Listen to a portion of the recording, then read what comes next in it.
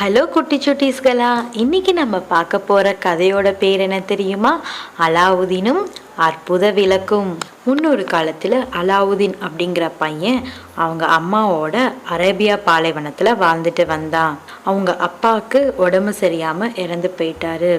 அதனால அவங்க ரொம்ப ஏழ்மையாயிட்டாங்க.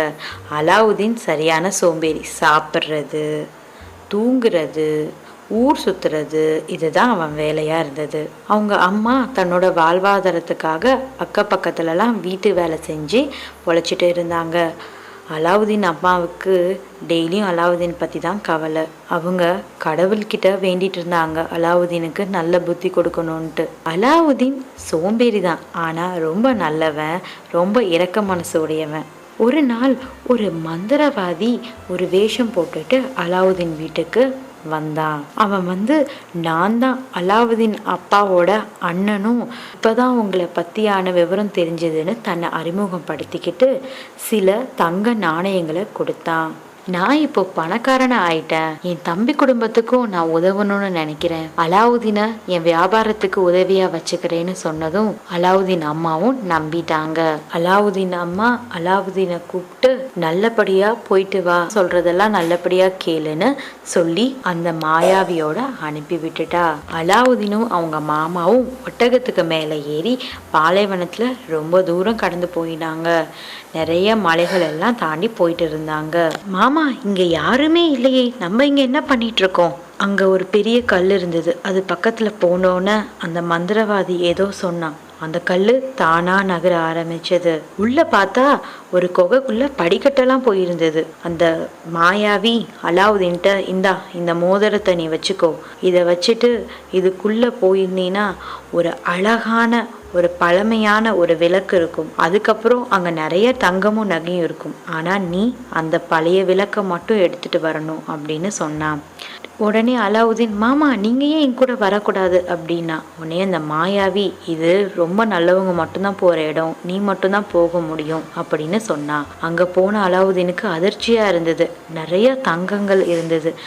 ஆனா அவனுக்கு ஒரு சந்தேகம், இவ்வளோ தங்க நகைகள்லாம் இருக்கு, ஏன் அந்த பழைய விளக்க மட்டும் கேட்குறாரு அப்படின்னு அவனுக்கு தோணுச்சு. திடீர்னு அவன் அந்த விளக்க கண்டுபிடிச்சிட்டான். உடனே அவன் ரொம்ப ஆச்சரியமாகி, ஏன் இந்த பழைய விளக்க மாமா எடுக்க சொன்னாங்கன்னு ஒரு கேள்விக்குறியும் அவனுக்கு இருந்தது. அலாவுதீன் மற்ற தங்க காசுகளை எல்லாம் எடுத்து ஒரு பைக்குள்ளையும் அந்த பழைய விளக்க தன்னோட பையிலையும் போட்டுக்கிட்டு படி மேலே ஏற ஆரம்பிச்சான். படி மேலே ஏறினதும் அவங்க மாமாவை அந்த கதவை திறக்க சொன்னான். அந்த மந்திரவாதியோ, நீ விளக்க கொடு, அப்போதான் உனக்கு நான் கதவை திறப்பேன்னு சொன்னதும் அலாவுதீன் மறுத்துட்டான். உடனே கோவப்பட்ட மந்திரவாதி அந்த கல்லை வச்சு மூடிட்டு அவன் போயிட்டான். அலாவுதீன் பாவம் உள்ளுக்குள்ளே மாட்டிக்கிட்டான். அவனால் என்ன பண்ணுறது, எப்படி நம்ம அம்மாவுக்கு நம்ம இங்கே தான் இருக்கோங்கிறத சொல்கிறது அப்படின்னு நினச்சி பயம் வந்துருச்சு. அழவும் ஆரம்பிச்சிட்டான். அதனால கடவுள்கிட்ட வேண்ட ஆரம்பிச்சிட்டான். கடவுளே, என்னை இங்கேருந்து எப்படியாவது காப்பாத்திடு, நான் நல்லா வேலை செஞ்சு எங்கள் அம்மாவுக்கு நான் ஹெல்ப் பண்ணுவேன்னு சொன்னான். திடீர்னு அவனுக்கு ஒரு ஞாபகம், மாமா கொடுத்த மோதிரம் இருக்கே, அதை இதை வச்சு ஏதாவது பண்ண முடியுமா அப்படின்னு பார்த்தான். அந்த மோதிரத்தை தொட்டு தான் வீட்டுக்கு போகணும்னு நினச்ச உடனே அவன் நேராக அவங்க வீட்டுக்கு போயிட்டான். அவங்க அம்மாவுக்கு அலாவுதீனை பார்த்து அதிர்ச்சி ஆயிடுச்சு. அலாவுதீன் அந்த கெட்ட மாயாவியை பற்றி எல்லாத்தையும் சொன்னான். அவன் நம்ம மாமா இல்லை அப்படிங்கிறதையும் சொன்னான். அவங்க அம்மா கிட்ட இந்த விளக்க காமிச்சு, இந்த விளக்க எடுக்கிறதுக்காக தான் என்னை கூட்டிகிட்டு போனான் அப்படின்னா. அவங்க அம்மாவும், இந்த விளக்க மார்க்கெட்டில் விற்றோன்னா நமக்கு கொஞ்சம் காசு கிடைக்கும், இதுக்கு தொடச்சி வை சொன்னனும். அது தொடச்ச உடனே அதுலேருந்து ஒரு பெரிய பூதம் வந்துச்சு. அந்த பூதத்தை பார்த்த உடனே அலாவுதீனுக்கு ரொம்ப அதிர்ச்சி ஆயிடுச்சு. யாரு நீ, இந்த விளக்குக்குள்ள நீ என்ன பண்ணிட்டு இருக்க? உடனே அந்த பூதம், நான் இந்த விளக்குக்குள்ள தான் வாழ்ந்துக்கிட்டு இருக்கேன், இந்த விளக்கு யாருக்கு சொந்தமோ அவங்களுக்கு நான் ஒரு வேலைக்காரன், அவங்க சொல்றதெல்லாம் நான் செய்யணும் அப்படின்னு சொன்னிச்சு. ஓ அப்படியா அப்படின்னு அலாவுதீனுக்கு ஆச்சரியமா இருந்துருச்சு. சரி, இப்போ நான் பசியாக இருக்கேன், எனக்கு கொஞ்சம் சாப்பாடு கொடு அப்படின்னு அலாவுதீன் கேட்டான். உடனே நம்ம பூதம் நிறைய விதவிதமான சாப்பாடுகளை கண்ணு முன்னாடியே வர வச்சிருச்சு. அது மட்டும் இல்லை, அந்த சாப்பாட்டோட தட்டு, ஸ்பூனு, டம்ளர் எல்லாமே வெள்ளியிலையும் தங்கத்துலேயும் இருந்தது. அலாவுதீனுக்கும் உங்கள் அம்மாவுக்கும் ரொம்ப சந்தோஷமாக இருந்தது. திருப்தியாக சாப்பிட்டாங்க. இப்போ அலாவுதீன் கேட்டால் எனக்கு நிறைய புது ட்ரெஸ் எல்லாம் வேணும், எனக்கு கொடு அப்படின்னு சொன்ன உடனே அந்த பூதமும் நிறைய புது ட்ரெஸ்ஸுகளை கொடுத்துச்சு. அலாவுதீன் சும்மா விடுவானா, எனக்கு கொஞ்சம் தங்க காசுகளை கொடு அப்படின்னு கேட்டதும் பூதமும் நிறைய தங்க காசுகளை கொடுத்துச்சு. இப்போ அலாவுதீனுக்கு இந்த பூதம் எப்படியெல்லாம் வேலை செய்யுங்கிறது புரிய வந்துச்சு. நாளடைவில் அலாவுதீன் ரொம்ப அழகான இளைஞனாக மாறிட்டான். அவன் தங்கம் வெள்ளியில் பாத்திர கடையை வைக்க ஆரம்பிச்சிட்டான். ஒரு நாள் அரண்மனை வழியாக போயிட்டு இருக்கும் போது இளவரசி ஜாஸ்மினை பார்த்த உடனே அவனுக்கு ரொம்ப பிடிச்சிருச்சு. காதல்லையும் விழுந்துட்டான். அவங்க அம்மா கிட்ட போய் அலாவுதீன், அம்மா எனக்கு இளவரசி ஜாஸ்மினை பிடிச்சிருக்கு, நீ தான் அரசர்கிட்ட பேசி அவளை எப்படியாவது எனக்கு கல்யாணம் பண்ணணும் அப்படின்னு சொன்னா.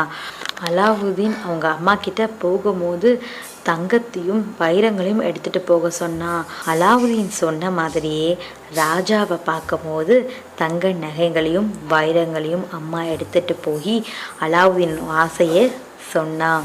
ராஜாவும் இந்த பரிசுகளெல்லாம் பார்த்து ரொம்ப சந்தோஷப்பட்டு, சரி நான் என் பொண்ணை உங்கள் பையனுக்கே கல்யாணம் பண்ணி கொடுக்குறேன், ஆனால் நீங்கள் கொண்டு வந்தது மாதிரியே 40 மடங்கு அதிகமாகவும் என் பொண்ணுக்கு அழகான மாளிகையும் கட்டித்தரணும்னு சொன்னாங்க. கவலைப்படாதீங்க, நம்ம பூதத்துக்கிட்ட கேட்கலாம் அப்படின்னு சொன்ன உடனே பூதம் ராஜாவோட அரண்மனைக்கு எய்த்தா மாதிரியே ரொம்ப பெரிய அழகான, இந்த ஊரிலேயே ரொம்ப அழகான அரண்மனையை கட்டி கொடுத்துச்சு. 40 தங்கத்தட்டுலேயும் தங்கமும் வைரமும் நிறைஞ்சிருக்கிறத பார்த்து நம்ம ராஜா இளவரசியை அலாவுதீனுக்கே கல்யாணம் பண்ணி வச்சாரு. அலாவுதீனும் இளவரசி ஜாஸ்மினும் அந்த அழகிய அரண்மனையில் வாழ்ந்துட்டு வந்தாங்க ரொம்ப சந்தோஷமா. நாளடைவில் அந்த கிராமத்தில் இருக்க மக்கள் எல்லாம் அலாவுதீன் எப்படி ஒரே நைட்டில் இவ்வளோ அழகான மாளிகையை கட்ட முடியும் அப்படின்னு நினச்சி எல்லாரும் பேச ஆரம்பிச்சிட்டாங்க. நாளடைவில் இவனை பற்றி பேசுறது அதிகமாயிருச்சு. ஒரு நாள் அந்த மாயாவியோட காதில் இதெல்லாம் விழ ஆரம்பிச்சிருச்சு. ஓ, அலாவுதீனுக்கு அந்த விளக்கை பற்றி தெரிஞ்சிருச்சு, அதனால தான் இவ்வளோ பணக்காரன் ஆயிட்டானா, அந்த விளக்கு என்னோடையது, அது எப்படியாவது எனக்கு தான் கிடைக்கணும்னு நினச்சிட்டு அலாவுதீன் ஊரில் இல்லாத சமயம் அந்த மாயாவி இளவரசி ஜாஸ்மினை பார்க்க வந்தான்.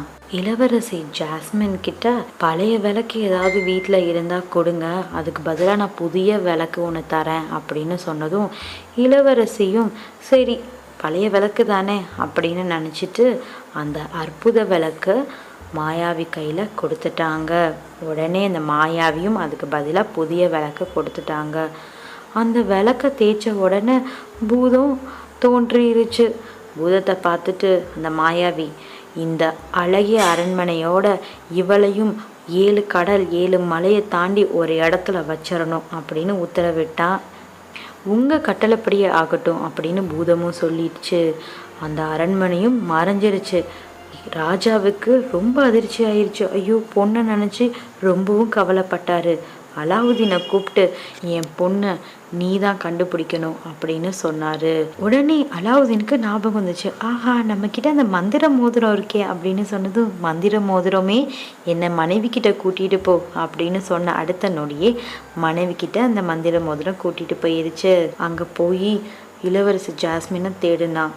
பாவம் இளவரசி ஜாஸ்மின் அழுதுகிட்டு ஒரு இடத்துல உட்காந்துருந்தான். அலாவுதீனை பார்த்த உடனே அவளுக்கு ரொம்ப ஆறுதலாக இருந்தது. அலாவுதீன், இந்த மருந்தை அவன் சாப்பாடில் கலந்துரு, இந்த சாப்பாடில் நீ கலந்துட்டினா அந்த மாயாவி மயக்கம் போட்டுருவான், அப்புறம் நம்ம இங்கே இருந்ததில் தப்பிச்சிடலான்னு நினச்சிட்டு அவளும் அந்த சாப்பாடில் மறந்து கலந்து கொடுத்துட்றா. அதை சாப்பிட்ட மாயாவி மயங்கி விழுந்துடுறான். அலாவுதீன் அந்த அற்புத விளக்கை எடுத்து தேய்ச்ச உடனே பூதம் தோண்டிருச்சு. பூதத்துக்கிட்ட இந்த மாயாவியை ரொம்ப தூரத்தில் இருக்க ஒரு குகைக்குள்ள போட்டு அடைச்சி வச்சிரு அப்படின்னு சொன்ன உடனே அது மாதிரியே நடந்துருச்சு. மறுபடியும் அலாவுதீன் அந்த விளக்கை தேய்ச்ச உடனே பூதம் வந்தது. பூதம் வந்த உடனே அலாவுதீன் தன்னோட ஆசையே சொன்னான். நானும் இளவரசி ஜாஸ்மினும் பழைய மாதிரியே அந்த அழகிய மாளிகைக்குள்ளே இருக்கணும் அப்படின்னு சொன்னதும் பழைய மாதிரி அந்த அரண்மனைக்கு முன்னாடியே அந்த மாளிகை தோணிருச்சு. இதை பார்த்த ராஜாவுக்கு ரொம்ப சந்தோஷம் ஆயிடுச்சு. என்ன குட்டி சுட்டீஸ், இன்னைக்கு நம்ம பார்த்த கதை உங்க எல்லாருக்கும் பிடிச்சிருக்குன்னு நினைக்கிறேன். இதே மாதிரியே நமக்கு ஒரு அற்புத விளக்கு கிடைச்சா நல்லா இருக்கும்ல.